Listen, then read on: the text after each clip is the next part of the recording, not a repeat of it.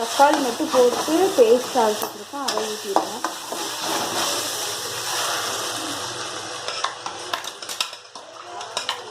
இந்த ரெசிபிக்கு பற்றி பார்த்தீங்கன்னா வெங்காயம் தான் அதிகமாக போடணும் தக்காளியோட. அது நல்லா போட்டு அப்படி லோவாக அப்படியே வளர்க்கும். ஏன்னா அதுக்கு நம்ம உப்பு போட்டு தானே வேக வச்சுக்கிறதுனால இதுக்கு மட்டும் தகுந்தாப்பில் கொஞ்சோண்டு பொடி உப்பு போட்டு நல்லா கிண்டிக்கணும். கொஞ்சோண்டு மஞ்சள் பொடி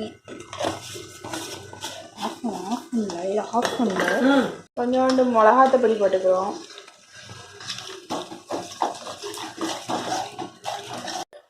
நெக்ஸ்ட்டு பார்த்தீங்கன்னாக்கா நல்லா பாஸ்தாவை போட்டு கிண்டலாம். கிண்டிக்கலாம் கிண்டு அமுத்த போவேன்.